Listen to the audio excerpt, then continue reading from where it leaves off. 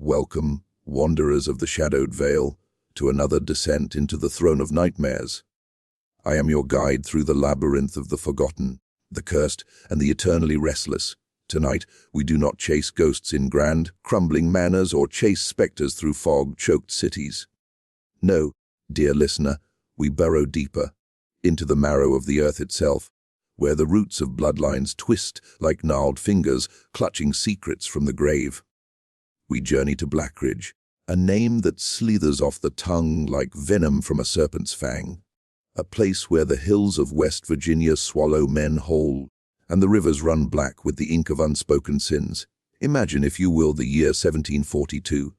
The Appalachian frontier is a wild, untamed beast, mountains rising like the jagged teeth of some primordial god, cloaked in mists that never quite burn away under the feeble sun. The air hangs heavy with the scent of damp earth and pine sap, mingled with the faint, metallic tang of blood from fresh kills. Travelers speak in hushed tones of hollows where the wind carries echoes of laughter that dissolves into screams, and where the soil itself seems to pulse with a heartbeat not its own. It is here, in this cradle of isolation, that Elias Blackridge first set foot, a man of gaunt features and eyes like polished obsidian, fleeing the witch hunts of Salem's shadow across the Atlantic. Or so the legends say. But whispers persist, whispers that Elias carried more than a name from those Puritan pyres. He carried a curse, woven into the very strands of his lineage, a malediction born of hubris and desecration.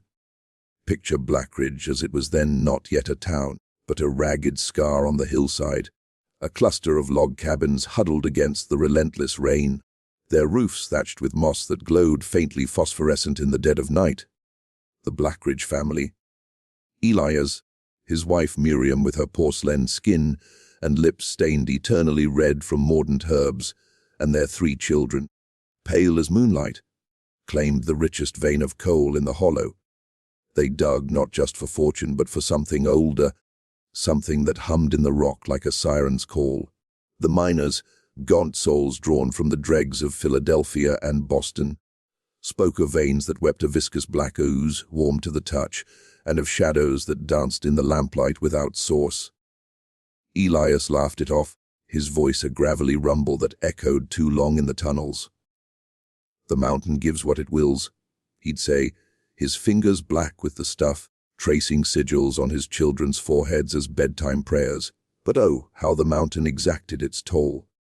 The first sign came subtle, like the first frost of autumn nipping at your heels. Miriam began to dream, vivid tableaux of cloaked figures circling a stone altar deep in the woods, their chants in a tongue that twisted her guts like barbed wire. She'd wake clawing at her throat, nails drawing blood that trickled down her nightgown in rivulets the color of rust. Elias dismissed it as mountain fever, but his own nights grew restless. He'd pace the cabin floor, muttering about the old blood calling home. The children, little Abigail no more than 7, took to drawing pictures on the walls with charcoal scavenged from the hearth, stick figures with eyes like voids, devouring one another in endless cycles. And the boys, Thomas and Josiah, they'd vanish into the fog-shrouded mornings, returning hours later with soil caked under their nails and a faraway gleam in their eyes, as if they'd conversed with things that slithered between the roots. As the settlement grew, Blackridge swelling to 100 souls by the turn of the century, the curse unfurled its petals like a night, blooming flower, toxic and intoxicating. Families intermarried into the Blackridge line, drawn by the promise of wealth from the mines. But prosperity soared swiftly. Livestock birthed twisted offspring calves with 2 heads bleating in unison, chickens whose feathers fell out in patches revealing skin etched with runes. The river, once crystal, turned sluggish, its waters thick with an iridescent film that burned the lips of those who drank. And the people began to change. Eyes that once sparkled with frontier grit dulled to milky veils, and voices cracked with flame that tasted of ash. Fevers swept through, not the burning kind, but a chill that seeped into the bones, leaving victims shivering in July's swelter, whispering of faces in the frost patterns on their windows, faces that pleaded, faces that accused. Tonight, we peel back the layers of this festering wound. Bloodlines of Blackridge, a horror history. Not mere ghost stories to frighten children at hearthside, but a chronicle of inheritance, where sins of the father clot the veins of the son, and the dead refuse to relinquish their claim on the living. We'll walk the fog-choked paths of Elias's era, descend into the labyrinthine shafts where the earth hungers, and emerge into the 20th century's mechanized madness, where the curse adapted, evolved into something far more insidious. We'll unearth the folklore that clings to these hills like kudzu, tales of haints and skinwalkers, of granny witches brewing elixirs from the mountain's black heart. And we'll probe the shadows of the psyche, where universal dreads lurk, the fear that our lineage is not a chain of gold, but one of iron, dragging us inexorably downward. But beware, listener, these stories are not passive, they seep, they stain. As I speak, feel the air in your room grow heavier, the shadows at the edges of your vision elongate just a fraction. Is that a whisper from the vents or the echo of Miriam's chants? Lean in closer. Let the tale coil around you like smoke from a funeral pyre, for in Blackridge, blood remembers. Blood demands, and once you taste its story, it tastes you back. Let us begin at the beginning, or what passes for one in a place where time loops like a noose. Elias Blackridge, the progenitor, the seed from which this poisoned tree sprouted, born in 1710 to a minor noble house in Cornwall, England, his veins ran with the salt of smugglers and the fire of heretics. His grandmother, they said, was hanged in Bodmin for consorting with the old ones, those pre-Christian spirits of Moor and Tor who demanded tribute in flesh and favor.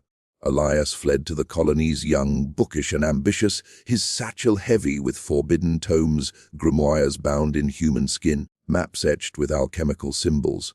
He sought not just land, but power, a way to bind the unseen forces that his ancestors had trifled with and lost control of. Arriving in Philadelphia, he married Miriam Hale, a widow of Quaker stock whose first husband had vanished in a Delaware swamp, leaving only a boot half submerged in the mire. Miriam's eyes held a quiet storm, and her hands, oh those hands, were deft with needle and herb, stitching quilts that seemed to shift patterns when unobserved, brewing teas that eased pain but invited strange dreams. Together, they pushed westward, drawn by rumors of untapped coal seams in the Virginia territory, what would become West Virginia after the war's carve-up. The journey was a gauntlet of fever and famine. Dysentery claimed their eldest, a boy named Samuel, his tiny body bloating under the wagon's canvas like a discarded wineskin. Elias buried him shallow, marking the grave with a cairn of river stones, and in that moment something shifted. The birds fell silent. The wind carried a scent of ozone, as if lightning had kissed the ground nearby. They crested the ridge at dusk, the sun bleeding orange into the valleys below. There, in a hollow cupped by spruce and hemlock, lay their promised land, a vein of anthracite glittering like the eye of a buried god. Elias staked his claim with an iron spike driven deep, chanting words from his grandmother's yellowed pages, words that made Miriam's skin crawl, for they tasted of salt and iron on her tongue. The first cabin rose swiftly, its timbers groaning as if reluctant to stand. That night, as rain lashed the roof like accusatory fingers, Elias dreamed of the spike blooming roots that pierced his heart, drawing forth not blood, but ink, black sap that spelled his name in the soil. The settlement took root unevenly. Other families trickled in, the Hargroves, sturdy Scots, Irish with fiddles that wailed minor keys. The Langleys, French Huguenots fleeing old-world pogroms, their rosaries clacking like teeth in the night, and the widow Crane, a solitary crone who claimed descent from Powhatan lines, her face a map of wrinkles that hid eyes sharp as flint. They built Blackridge around the mine mouth, a yawning maw framed by timber braces that creaked like old bones. The air down there was thick, laced with sulfur and something sweeter, like overripe fruit fermenting in the dark. Miners emerged coughing, their sputum flecked with glittering motes that burned on the tongue. Elias's children adapted quickest to the hollow's rhythm. Abigail, the girl with the raven hair and fingers stained perpetually black, took to wandering the woods at twilight, returning with pockets full of quartz crystals that hummed when held to the ear. "They're singing the mountain's lullaby," she'd whisper, pressing one to her father's palm. Thomas and Josiah, twins as identical as shadows, excelled in the shafts, small enough to squeeze into fissures where men twice their age feared to tread. They spoke little of what they found: veins that pulsed faintly, walls etched with spirals that predated any settler's hand, and once, a child's handprint, fossilized in coal, its fingers outstretched as if pleading for release. But the curse, that insidious bloom, waited for its moment. It came in the winter of 1747, when the snows fell thick as ash from a volcanic sky. Miriam, heavy with their fourth child, labored through a storm that rattled the cabin like a demon at the door. The midwife, Widow Crane, arrived soaked and wild-eyed, her skirts dripping meltwater that steamed on the hearth. "The old ones are restless," she muttered, her hands glowing faintly with some unguent as she worked. The birth was agony. The babe emerged not crying, but silent, its skin translucent as onion paper, veins threading black beneath. They named him Gideon, and from his first breath, he watched the corners of the room with eyes too knowing for an infant. That spring the first vanishing occurred. Old Hargrove, the fiddler, stumbled from the mine raving of black threads, weaving through the rock, pulling at his ankles like spectral hands. He fled into the woods, his screams echoing till dawn. Searchers found only his fiddle, splintered against a tree, its strings vibrating of their own accord. Elias sealed the offending tunnel, but the damage seeped. Dreams plagued the town, visions of cloaked figures dragging Hargrove into chasms that yawned like mouths, their chants a cacophony of Gaelic and Algonquian tongues. Miriam's health waned. Her dreams turned prophetic. Tablets of the Blackridge line branching like a family tree, each limb ending in nooses or gallows. She'd wake drenched, the sheets twisted as if by invisible wrestlers. Elias, desperate, turned to his books, brewing a draught from the mine's ooze and Widow Crane's herbs. It steadied her, but at a cost. Her skin took on a luster like polished jet, and her whispers grew laced with authority, commanding winds to still or fires to gutter low. By summer the curse declared itself in flesh. Abigail fell ill, not with fever, but a wasting that hollowed her cheeks and silvered her hair. She spoke in tongues, her voice a chorus of echoes, describing a great unraveling where bloodlines frayed and reformed in grotesque parodies. Elias quarantined her, but the infection spread. Thomas clawed at his arms, drawing runes that wept pus. Josiah wept black tears that stained the floorboards indelibly. The town turned fearful eyes to the Blackridges, murmuring of fey blood and devil's bargain. Fights erupted in the single tavern, fists flying amid accusations of witchcraft. Elias, ever the patriarch, rallied them with promises of richer seams, deeper yields. "The mountain tests us," he'd thunder, his voice booming unnaturally in the close air. "But we are Blackridge. We endure." Yet endurance has its price. In autumn, Gideon, barely 6 months, crawled not toward light but into shadows, giggling as they coiled around his tiny form. Miriam snatched him back, her nails raking bloody furrows on his arms. That night, the cabin filled with the scent of ozone and decay, Elias awoke to find sigils burned into the ceiling beams, glowing faintly his name, encircled by thorns. Outside the dogs howled a dirge, and in the distance the mine mouth exhaled a sigh like a lover's breath. This, listener, is but the overture. The Blackridge bloodline, sown in ambition, reaps only thorns. As we press on, feel the chill at your nape, the first touch of fingers from below. The tale deepens, as do the shafts. What secrets lie in part eyes unfolding? Stay with me. The dark is just beginning to speak. We return now to the cradle of curse, the year 1752. A decade after Elias's spike bit into the earth, Blackridge has metastasized into a proper hamlet.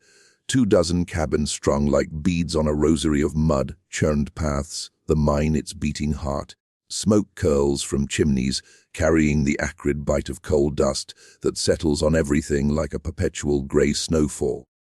The air tastes of iron and regret, and at night, the frog's chorus from the river swells into something almost choral, a requiem for the unwary. Elias Blackridge stands at the apex, a figure carved from the mountain itself, broad-shouldered, his beard a tangle of wire grey curls dusted with anthracite. At 42, his hands are maps of scars, jagged lines from rockfalls, caluses thick as boot leather. He rules not with whip or word alone, but with a charisma laced with menace, his obsidian eyes holding yours until you look away first. "The coal is our blood," he'd proclaim at town meetings in the clapboard hall, his voice echoing off walls papered with yellowed broadsheets. "Spill it wisely, and it sustains. Waste it, and it claims you back." The miners nodded, their faces smudged black, but in their eyes flickered doubt, the kind that festers like an untreated wound. Miriam, his anchor and his abyss, had transformed in those years. The draughts sustained her, but they amplified the curse's whisper. Her skin gleamed unnaturally, and her hair, once auburn, hung in strands like spun obsidian, framing a face that seemed ageless yet etched with sorrow. She tended the herb garden behind the cabin, a riot of nightshade, mandrake, and stranger flora transplanted from the woods, her fingers deft as spider legs weaving silk. The townsfolk sought her out in secret, for poultices that knit bones overnight, teas that quelled the night, terrors plaguing their young. But payment came dear, not coin, but locks of hair, drops of blood, whispered oaths under the harvest moon. The balance must hold, she'd murmur, her breath cool as cave air on their skin. The children. The children were the curse's canvas, painted in shades of madness and marvel. Abigail, now 15, had outgrown her wasting, but not its marks, her skin pale as birch bark, veined with faint blue threads that pulsed faintly in stress. She roamed the ridge trails like a wraith, her skirts whispering over ferns, collecting specimens, fossils of trilobites curled in eternal agony, quartz veined with what looked like frozen screams. Her drawings evolved into tapestries woven from horsehair and mine silk, depicting genealogies where branches bore fruit in the shape of skulls, each labeled with names yet unborn. Suitors came, drawn to her ethereal beauty, but fled after nights of her recounting dreams, of ancestors dancing on heather moors, their feet leaving prints that blod. The twins, Thomas and Josiah, 20 and inseparable as conjoined shadows, dove deepest into the mind's embrace. Lean and weary, their bodies honed by labor, they shared a bunkhouse at the shaft's edge, its walls papered with sketches of the underworld. Crawling voids, chambers where stalactites wept mercury tears. They innovated pulleys carved from sacred oak, lanterns fueled by the ooze that burned blue and eternal. But the depths changed them. Thomas's laugh turned hollow, echoing oddly. Josiah's eyes took on a reflective sheen, mirroring not light but the viewer's secrets. They'd emerge from shifts speaking in tandem, finishing sentences with phrases cribbed from Elias's grimoires. The vein sings, they'd chorus, of brothers lost and brothers found. Gideon, the infant prodigy turned toddler terror, was the enigma. At 5 he spoke in full paragraphs, his voice a reedy pipe that commanded obedience, from dogs that sat at his whim to flames that danced to his hummed tunes. He shadowed Miriam in the garden, his tiny hands uprooting weeds that screamed faintly when torn.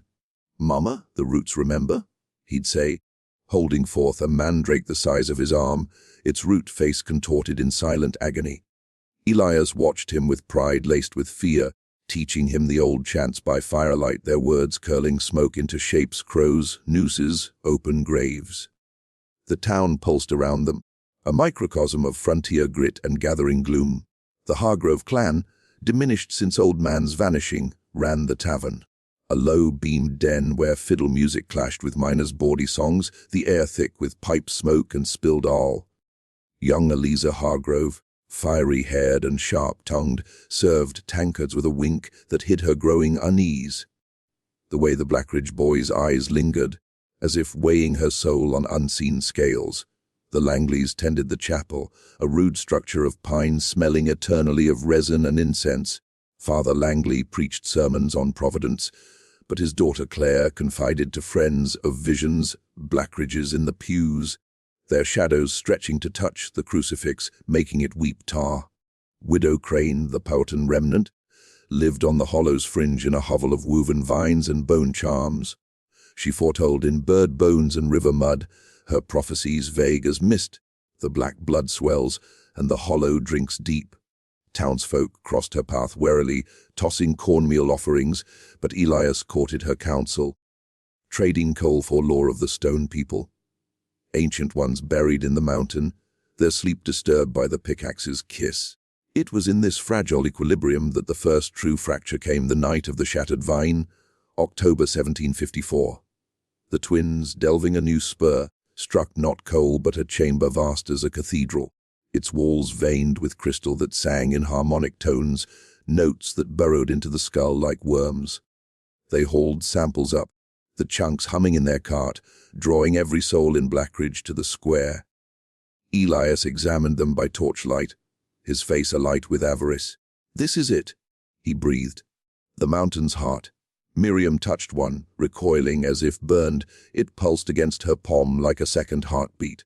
Celebration followed, fiddles wailed, rum flowed, bonfires crackled on the ridge. But as midnight tolled on the chapel bell, the earth groaned, a low, visceral rumble that set teeth on edge. Lanterns guttered, dogs fled into the woods yipping. From the mine mouth issued a wind file as a grave's belch, carrying motes that stung the eyes and tasted of copper. Miners rushed to seal it, but the vein had awakened. Rocks tumbled in avalanches, burying 3 Hargrove lads alive. Their screams echoed muffled, then silent, as if swallowed by softer throats. In the chaos, Abigail vanished. Last seen dancing by the fire, her skirts whirling like autumn leaves. She was gone come dawn. Search parties combed the woods, calling her name till throats roared. They found only her shawl, snagged on thorns miles distant, embroidered with fresh sigils that burned the fingers. Elias raged, blaming fey tricks, but Miriam knew. In her dreams that night, Abigail danced not alone, but with cloaked figures, her body dissolving into threads of black silk woven into the family tapestry. Grief hardened the Blackridges. Thomas and Josiah redoubled their dives, mapping the chamber's expanse. Alcoves where echoes mimicked voices of the lost. Pools of ooze that reflected not faces but futures, weddings dissolved in blood, births that birth beasts. Gideon, sensing the shift, took to carving totems from coal, idols with eyes of quartz, placed at thresholds to keep the unraveling at bay. But the town frayed. Feuds sparked. Langley's accused Blackridges of hexing the chapel's well, its water turning to ink. Hargroves boycotted the mine, their tavern emptying as miners shunned it for fear of black-eyed stares. Winter clamped down, snows burying paths in drifts that whispered when stepped upon. Miriam's pregnancy returned, this time twins, foretold in her visions as the binders, meant to seal the curse or unleash it fully. Labor came early, in a blizzard that howled like banshees. Widow Crane attended, her chants mingling with Miriam's screams. The babes emerged healthy, boys named Silas and Reuben, their cries harmonizing unnaturally. But as the afterbirth slithered forth, it writhed, tendrils coiling like roots, spelling "Eape" in the birthing bed's linens before dissolving into sludge. Elias, witnessing, turned ashen. He confronted the widow post-haste, dragging her to the mine's edge. "What have we stirred?" he demanded, torchlight gilding her lined face. She laughed, a dry rattle like falling leaves. "Your spike pierced the veil, white man. The stone people's blood flows now in yours. It binds, it blinds, it binds again." He cast her out, but her words rooted deep. Spring thawed the horror piecemeal. New veins yielded fortunes. Blackridge swelling to 50 families, a forge clanging, a general store stocked with calico and cartridges. Yet the vanishings persisted. A Langley girl lured by giggles from the river, 2 miners found desiccated in their bunks, husks drained of fluid. Elias enforced curfews, his patrols armed with picks and prayers. The twins enforced them, their shadows merging in torchlight, indistinguishable. By 1760, the curse had woven its web tight. Gideon ate now, orchestrated, scenes in the chapel ruins, summoning Hargrove's shade to reveal hidden seams, or Abigail's to beg forgiveness. Claire Langley attended secretly, drawn to his otherworldly poise, their hands brushing in candlelit circles, sparks jumping like accusations. Thomas courted Eliza Hargrove, his gifts of crystal shards wooing her despite warnings. Their trysts in the woods ended in fevered whispers of the singing below. Elias, graying, confided in his journal, pages now in our archives. Stained and frayed, the blood calls. It hungers for purity, for dilution. We must breed true, or it consumes. He arranged marriages. Thomas to Eliza, Josiah to Claire, Gideon promised to a distant cousin. Miriam opposed, her visions darkening a tree of Blackridges, roots delving to hell, branches clawing heaven. The fracture widened that harvest. A cave entrapped 10, including sealers, toddler Reuben's namesake uncle. Rescue unearthed not bodies but echoes, voices pleading from solid rock, begging release. The survivors emerged, changed skin sloughing in sheets, eyes veined black. One, old Pete Langley, raved of thread weavers, spinning fates in the dark, their looms fed on marrow. Blackridge teetered. Fevers cycled, dreams synchronized, townsfolk waking in chorus, gasping of cloaks and chants. Elias rallied, a vigil, bonfires ringing the mine, prayers in 3 tongues. But as flames leaped, shadows detached, slinking toward the faithful. Miriam forefront, raised arms slick with ooze. The shadows recoiled, hissing. Dawn broke blood red. The vigil held, but cost dear. 5 frozen in poses of terror, frostbite blackening limbs. Elias vowed deeper delves to confront the heart. The twins led, lanterns blue, descending into song-haunted halls. Listener, the mountain yields, but never freely. Part eye closes on the precipice, bloodlines entering, curse coiling tighter. What horrors await in the depths? Hush now. The echoes rise. The year 1765 dawns on Blackridge like a fever dream half remembered. A decade of uneasy truce with the depths has fattened the town. Now nigh on 200 souls, its paths cobbled with slag. A schoolhouse ringing with primers and whispers. The air carries a perpetual hush, broken by the mind's distant thunder booms that rattle teacups, sighs that mimic breath. Coal flows like black ichor funding a mill, a smithy, even a traveling preacher's tent where brimstone sermons clash with granny magic charms. Elias Blackridge, 55 and unbowed, presides from the big house on the ridge, a sprawling timber edifice with gables like clenched fists, windows paned in bottle glass that warps the world to funhouse grotesques. His journal entries grow cryptic sketches of spirals, tallies of dreams shared. Miriam, eternal in her jet sheen, tends the expanded garden, now a labyrinth of thorns guarding hothouse exotics, fungi that glow, vines that constrict uninvited hands. Her twins, Silas and Reuben, toddle amid the blooms, their laughter a chime of bells cracked, uprooting bad roots. With precocious zeal, the elder sons anchor the mine's expansion. Thomas and Josiah, 35, are legends in overalls, their pulleys hum efficiency. Their maps chart labyrinths that snake miles under the hollow. Marriage has grounded them. Thomas to Eliza Hargrove, whose fiery hair now tames to auburn braids, her belly swelling with their first.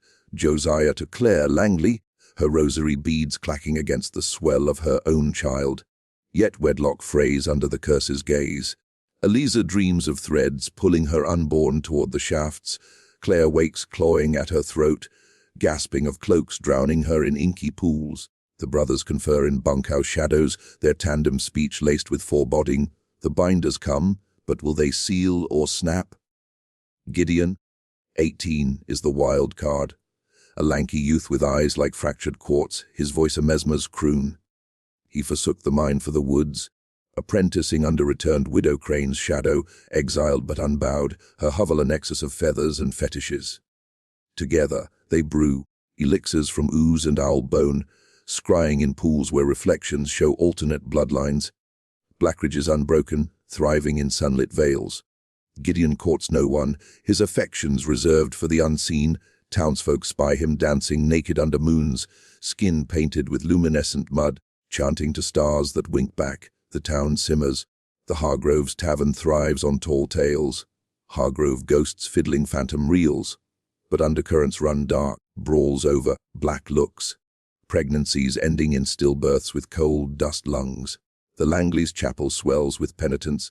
Father Langley thundering against the devil's vein. Yet his own daughter Claire confides visions of the crucifix melting into pickaxes. Newcomers arrive, Scots tinkers with glib tongues, German powder makers with recipes for blasts that shake the soul. They integrate warily, drawn by pay but repelled by the hush. The way conversations die when Blackridges pass, shadows lingering overlong. The deepening begins subtly, as curses do a rash of sleepwalkers. Miners rise abed, shuffling to the river to kneel, hands plunging into frigid flow till pruned white, murmuring of washing the black. Children draw with chalk on schoolhouse walls, family trees where leaves are eyes watching.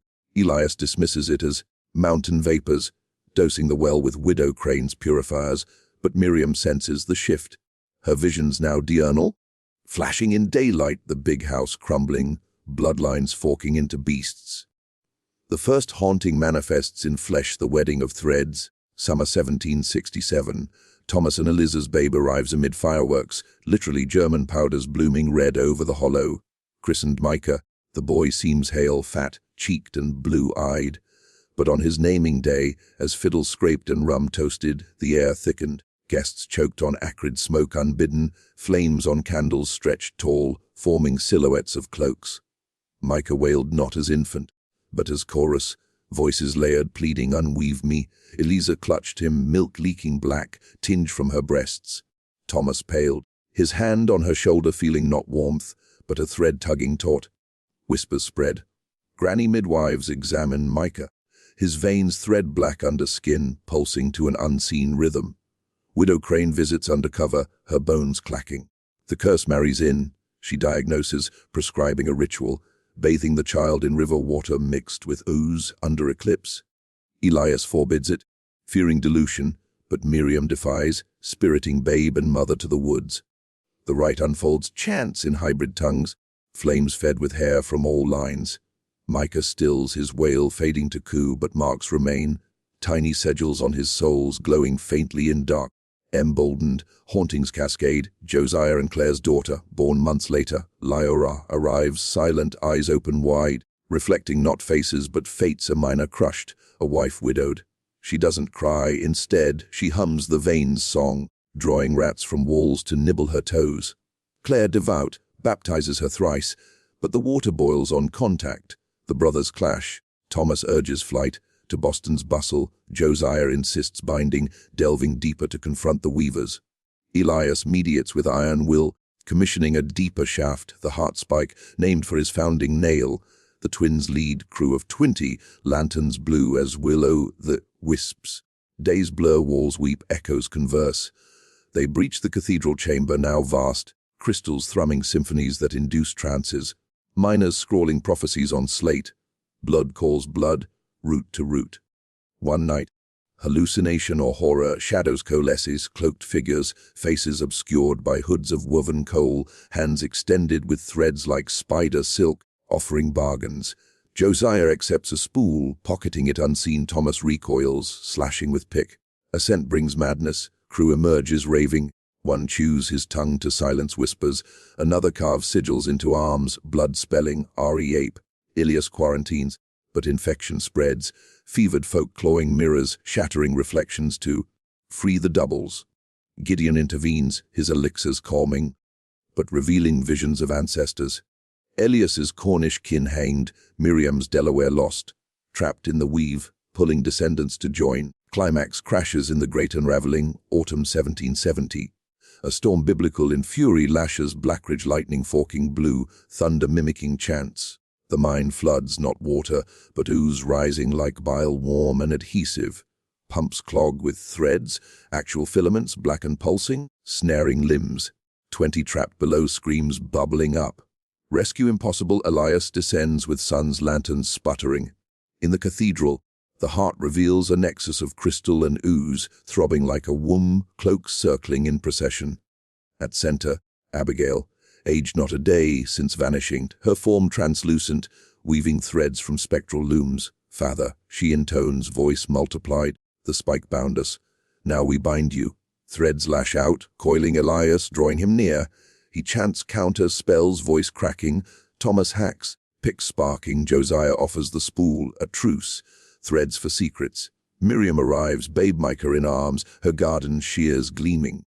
She severs strands, blood, hers, black, splashing the heart, which shrieks, contracting. Flood recedes, cloaks dissolving to mist. Abigail fades.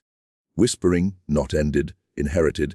Casualties 8 drowned in ooze, bodies mummified, veins threads, aftermath scars. Elias, thread scarred, retires to the house, journaling frenzied. Miriam's garden withers, her strength sapped. Twins bind closer, vowing vigilance. Gideon, empowered, becomes seer, his dancers communal rites. Town rebuilds warily, newcomers fleeing rumors.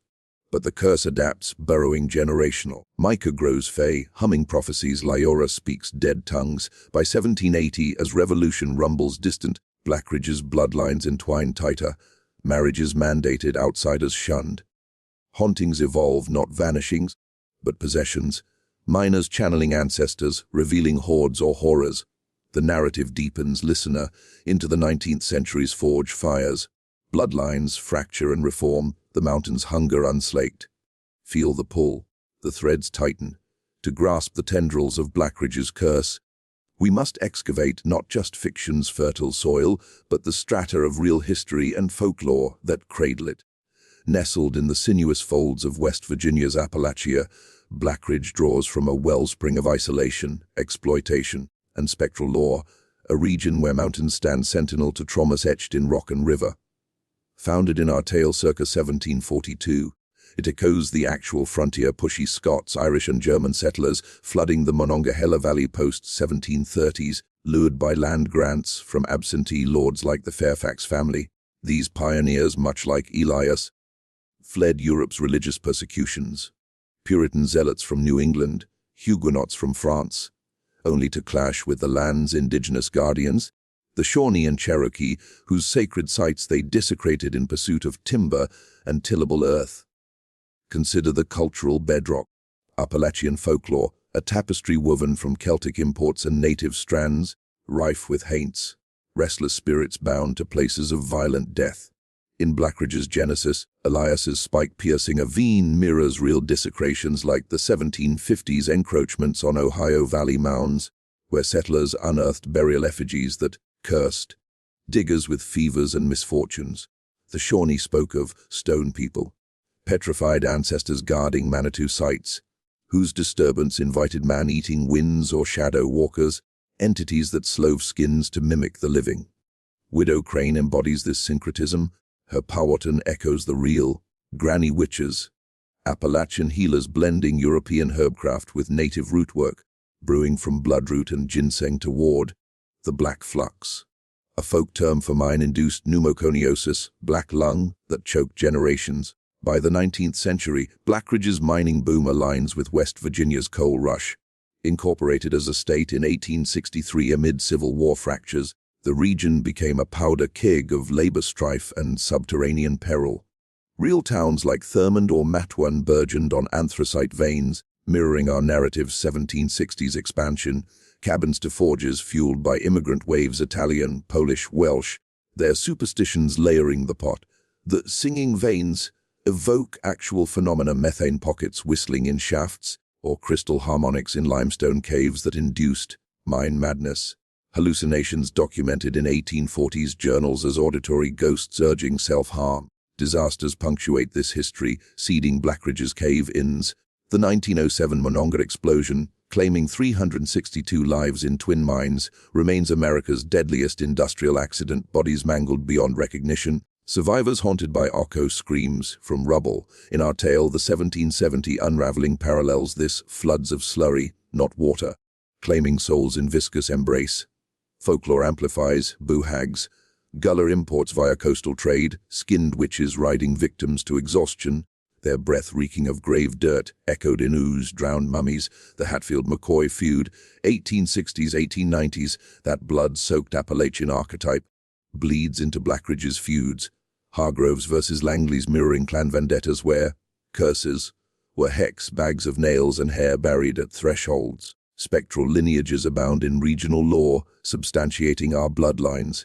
The Bell Witch of Tennessee's 1817-1821, a poltergeist tormenting the Bell family, manifesting as voices, slaps, and animal shapes, stems from a cursed spring desecrated by settlers, much like Blackridge's spike.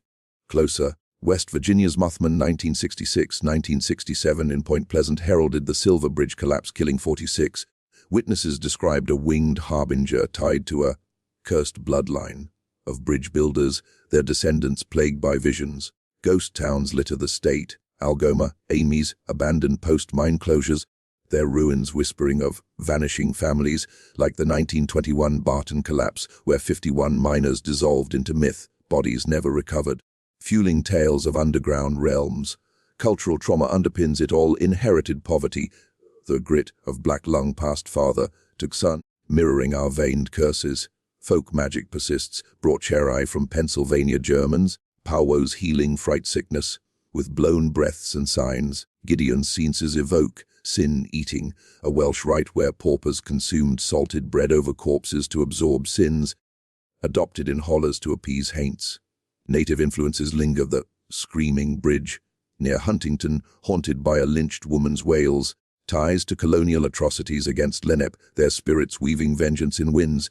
Even modern echoes, the Trans-Allegheny Asylum, c. 1864-1994, a western behemoth housing thousands in civilizing squalor, birthed legends of lobotomized shades shuffling halls, their cursed lines of attendants plagued by patient echoes. Lake Shawnee's amusement park, built over a 1780s massacre site where 19 Shawnee children died, saw drownings and collapses till abandonment in 1966.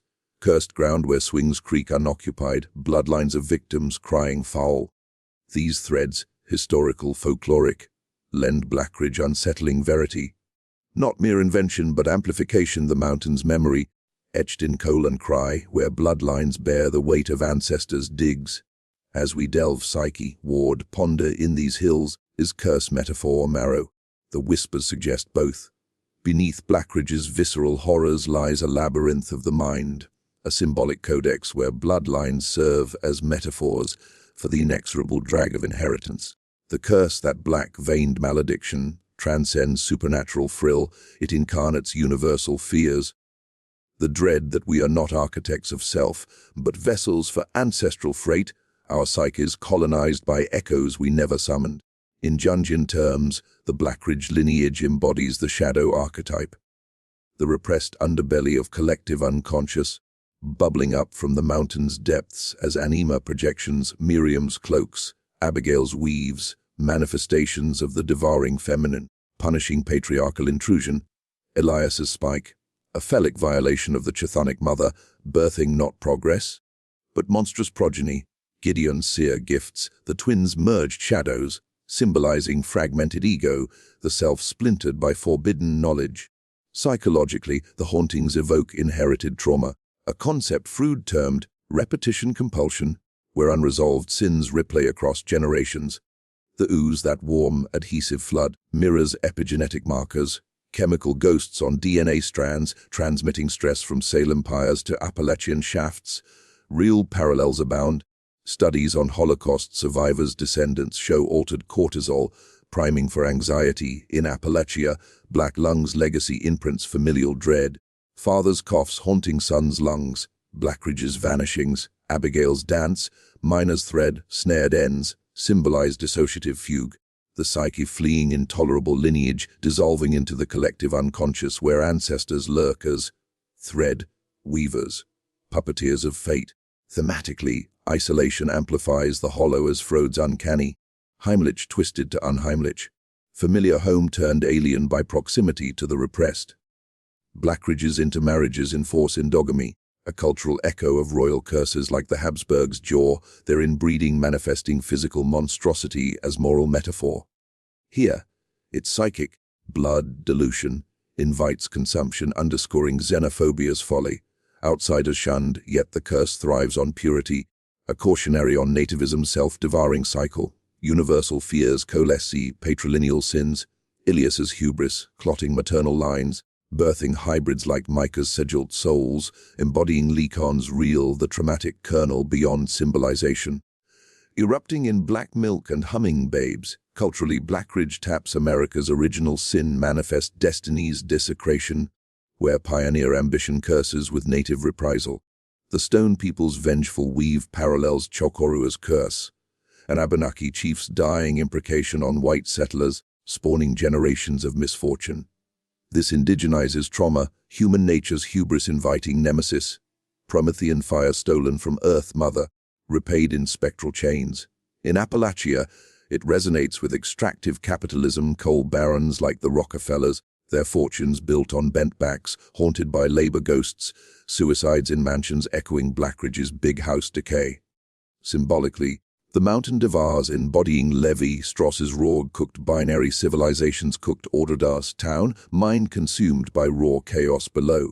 Rituals, Gideon's dances, Miriam's shears, attempt sublimation, alchemical transmutation of curse to elixir yet fail, underscoring existential futility. Camus's absurd, where Sisyphus rolls the vein eternal. Psychologically, it's Klein's depressive position, mourning ancestral crimes, integrating good-bad objects, but Blackridge's regress to paranoid, schizoid, projecting evil onto shadows. Connecting to human nature, the curse illuminates original sin's secular twin, guilt as inheritance, Foucault's panopticon internalized as ancestral gaze. Eyes in drawings, reflective stares, Big Brother as forebear, surveilling from the collective.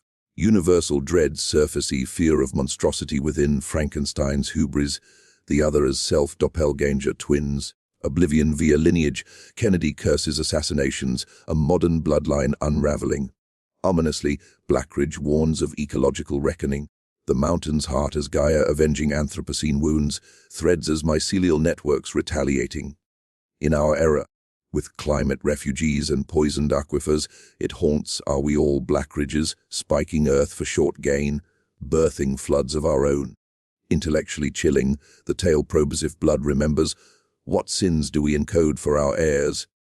The weave tightens, listener, shadows lengthen. And so, we emerge from Blackridge's suffocating embrace, blinking into the light that feels somehow dimmer, the air thicker with unvoiced apprehensions. From Elias's defiant spike in 1742 to the 20th century's mechanized descents, where steam drills pierced the heart in new, birthing unions bloodied by strikes, and specters that possessed strikers with ancestors' rages, we have traced the bloodline's inexorable coil. Generations frayed and reformed the 19th century boom, with rail spurs snaking in like veins, flooding the hollow with outsiders only to cull them in. Accidental. Rockfalls that whispered names, the Depression's hollowing, families vanishing into hobo trails, their ghosts hitchhiking boxcars with coal dust thumbs, the post-war atom age, when uranium traces in the seams induced cancers that bloomed like nightshade, descendants clawing walls in nuclear nightmares. The curse, that primordial weave, adapted ruthlessly, from cloaks to couplings, threads to traumas, ensuring no escape. Even now, in our imagined 2025, Blackridge persists as a ghost town on maps, its remnants a state park where hikers report chills unrelated to weather, compasses spinning to point inward, toward buried spikes, whispers in static on phones, reciting genealogies unbidden. A lone descendant, perhaps you listener, pause over digitized journals, feeling the tug. A faint pulsing in your veins, as if the mountain recalls your step. What lingers is the question, sharp as a pick's edge, in the grand unraveling of human folly. Are we all Blackridges? Do our bloodlines, laced with colonial thefts and industrial greeds, hum a siren song from the depths, bidding us dig ever deeper? The hollows of Appalachia, those ancient sentinels, hold their counsel, but in the quiet hours, when wind mimics, chants, and shadows elongate to touch your own, listen closely. The mountain remembers. It hungers still, and in your pulse, faint but insistent, it may already sing. Thank you for joining this descent into the throne of nightmares. Until next we unearth the forbidden. Sleep shallow, wanderers, the roots reach far.